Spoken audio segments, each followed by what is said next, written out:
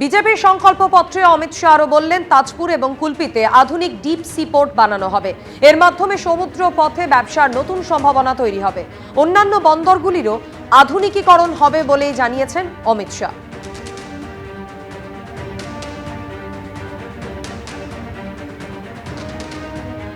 ताजपुर और कुल्पी में आधुनिक डीप सी पोर्ट बनाकर समुद्री व्यापार का पूरा जितनी भी संभावना है उसका हम दोहन करेंगे और एग्जिस्टिंग पोर्ट को भी मॉडर्नाइज कर इसकी क्षमता में 130% की वृद्धि हो सकती है। इसको हम जमीन पर उतारेंगे। प्रमुख नदियों पर नए पुलों का निर्माण और फरक्का पुल की संरचनात्मक मजबूती और नियमित रख रखाव का भी हम समयबद्ध कार्यक्रम करेंगे। বাংলা দখলের জন্য হ্যাংলামো করছে, বারাসতের সভা থেকে আক্রমণ শানালেন মমতা বন্দ্যোপাধ্যায়। একদিকে বিজেপি সব এজেন্সির অত্যাচার, আমাদের সাথে একমাত্র মানুষ আছে, আর ওদের সাথে সব এজেন্সি আর সব শয়তানগুলো একসাথে জুটেছে, যারা মানুষের নাম কাটে, ভোট কাটে, দাঙ্গা করে, হাঙ্গামা করে, গুন্ডামি করে, বাংলা বললে অত্যাচার করে। সেই শয়তানগুলো সব এক জায়গায় এসে জুটেছে, আর জুটে হয়ে গেছে হ্যাংলা। দখল করতে হবে বাংলা।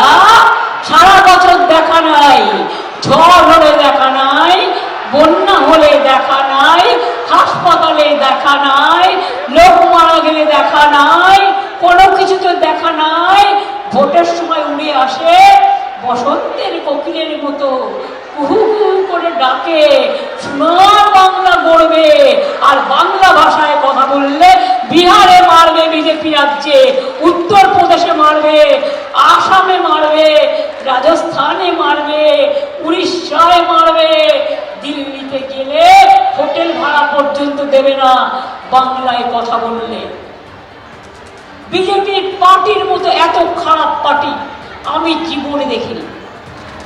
বাবা শ্রীরামপুর লোকসভা কেন্দ্র থেকে তৃণমূলের হয়ে 4 বার জিতে সাংসদ হয়েছেন। সেই হুগলি জেলারই উত্তরপাড়া বিধানসভা আসনে কল্যাণ বন্দ্যোপাধ্যায়ের ছেলেকে প্রার্থী করেছে তৃণমূল। জোড়াফুলের টিকিট পেয়েই জোর কদমে প্রচারে নেমে পড়েছেন কল্যাণ পুত্র শীর্ষণ্য বন্দ্যোপাধ্যায়। এত বছরে ওনারা কল্যাণ ব্যানার্জিকে সামলাতেই হিমশিম খেয়ে গেছে। ওনারা ভাবছেন যদি এবার ছেলেও ময়দানে চলে যায় তাহলে আমরা মানে ভরাডুবি হয়ে যাবে। সেই জন্য ওনারা এসব আপাতত বলছেন। যারা সত্যিকারের প্রকৃতভাবে রাজনীতিটা করতে চান তারা রাজনৈতিক ইস্যুতে কথা বলবেন। আমি আমার বাবার অভিজ্ঞতা থেকে শিখেছি, বেশ করেছি তাতে। এসআইআর এর পর পশ্চিমবঙ্গের ভোটার তালিকা থেকে প্রায় 91 লক্ষ নাম বাদ গেছে। যদিও নাম বাদ নিয়ে খুব একটা ভাবতে রাজি নন বাবার মতোই পেশায় আইনজীবী উত্তরপাড়ার তৃণমূল প্রার্থী। এই যে 32,000 নাম উত্তরপাড়া কেন্দ্র থেকে বাদ দিয়ে দিল, সেটার জবাব ইলেকশন কমিশন অফ ইন্ডিয়াকে দেবো আমরা। আর কিভাবে দেব? আমরা নিজেদের ভোট শেয়ার বাড়িয়ে, আমাদের ভোট পার্সেন্টেজ বাড়িয়ে এবং ভোটিং মার্জিন বাড়িয়ে এই মেসেজটা দিতে হবে ইলেকশন কমিশন অফ ইন্ডিয়া যারা বিজেপির হয়ে কাজ করছে, যে আপনারা ভোট কেটে দিলেও মানুষের সমর্থন মমতা বন্দ্যোপাধ্যায়ের পক্ষেই থাকবে। উত্তরপাড়ার তৃণমূল প্রার্থীর পূর্বসূরি তৃণমূলের বিদায়ী বিধায়ক কাঞ্চন মল্লিকের নামে তাঁর এলাকায় পড়েছিল নিখোঁজ পোস্টার। সেই অস্বস্তির জেরেই কি এবার কাঞ্চন মল্লিককে আর প্রার্থী করল না তৃণমূল? ইঙ্গিতপূর্ণ মন্তব্য শোনা গেছে তৃণমূল প্রার্থীর গলায়। এবারের যে একটা ক্ষোভ মানুষের মধ্যে, গ্লানি আমি জনসংযোগ করার সময় দেখতে পেয়েছি যে বিধায়ককে ওনারা দেখতে পাননি। আমি মানুষের কাছে এটাই বোঝানোর চেষ্টা করছি যে আমি ঘরের ছেলে, এবং যদি কোনো ক্ষোভ বা গ্লানি থাকে তাহলে আগামী দিনে আমি ডবল বা ট্রিপল কাজ করব। আপনারা দেখতে পাবেন আমাকে। আপনাকে আমার কাছে আসার আগে আমি চেষ্টা করব যাতে আমি আপনার কাছে পৌঁছে যেতে পারি। উত্তরপাড়ায় তৃণমূলকে টক্কর দিতে তাল ঠুকছে বিজেপি, সিপিএম, কংগ্রেস। একদিকে সিপিএম এর তরুণ তুর্কি মীনাক্ষী মুখোপাধ্যায়, অন্যদিকে বিজেপি প্রার্থী দীপাঞ্জন চক্রবর্তী আর কংগ্রেস প্রার্থী সুব্রত মুখোপাধ্যায়। উত্তরপাড়া বিধানসভা কেন্দ্র গত 15 বছর ধরে তৃণমূলের দখলে। 2021 সালের বিধানসভা ভোটে এই আসনে 35,000-এরও বেশি ভোটে জয়ী হয়েছিল তৃণমূল। এবার কি হবে তা জানা যাবে 4 মে। তার আগে অবশ্য প্রচারে ঝড় তুলেছে সব দলই। শরীর ফিট রাখতে ঘরোয়া খাবারেই ভরসা রাখছেন উত্তরপাড়ার তৃণমূল প্রার্থী। প্রতিদিন সকালে বাড়ি থেকে 2টো ডিম ও অর্ধেক আপেল খেয়ে প্রচারে বের হন শীর্ষণ্য বন্দ্যোপাধ্যায়। উত্তরপাড়ার তৃণমূল প্রার্থীর দুপুরের খাবারের জোগান অবশ্য আসে দলের কর্মীদের বাড়ি থেকেই। আমরা বাঁকুড়ার ছেলে তো, পোস্ত পোস্ত কুমড়ো এগুলো মানে মাস্ট হ্যাভ। দুপুরের খাবারে শীর্ষণ্য বন্দ্যোপাধ্যায়ের পাতে সাধারণত থাকে ডাল, শুক্তো, পোস্ত, মুরগির মাংস এবং আমের চাটনি। প্রোটিন ও ভিটামিনের মধ্যে রীতিমতো ব্যালেন্স করে চলেন উত্তরপাড়ার তৃণমূল প্রার্থী। রাতে কোনোদিন ঘুগনি, আবার কোনোদিন তরকার ডাল দিয়ে রুটি খান তিনি। অর্ণব মুখোপাধ্যায়ের রিপোর্ট, এবিপি আনন্দ।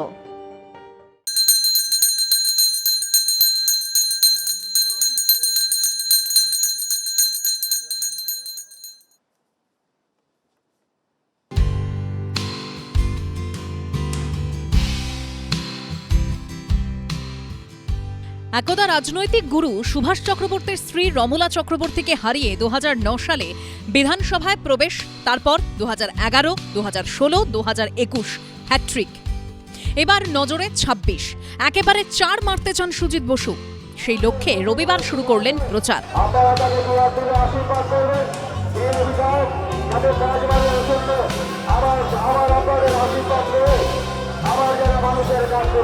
একদিকে বিধায়ক ও মন্ত্রী, তার উপর শ্রীভূমির শারদোৎসবের হর্তাকর্তা। পুজোর মতো তাঁর প্রচারেও জাঁকজমক, বাজছে ঢাক, বাজছে গান, উঠছে স্লোগান। হাতে হাতে প্রার্থীর কাট আউট, ওপর থেকে মাথায় পড়ছে ফুলের পাপড়ি, ফুল, মালা, টিপ পরিয়ে প্রার্থীকে বরণ করছেন স্থানীয়রা। প্রচার মিছিল নাকি বিজয় উৎসব বোঝাই মুশকিল।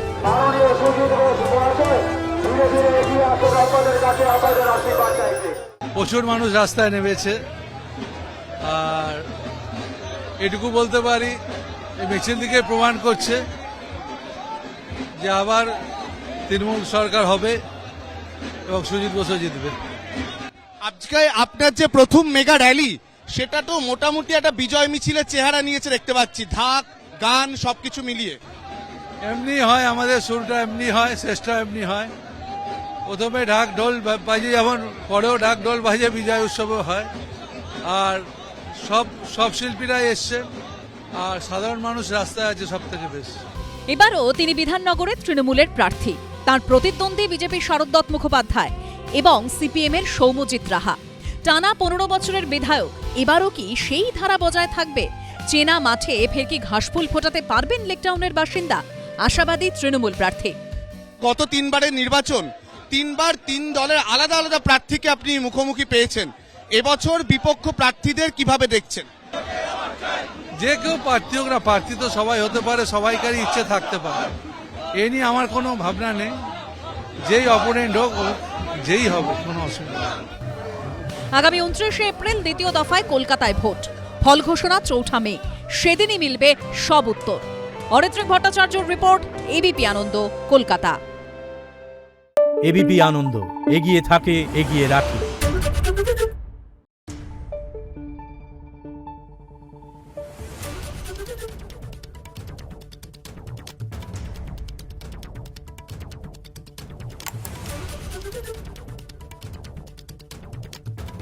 Thank you.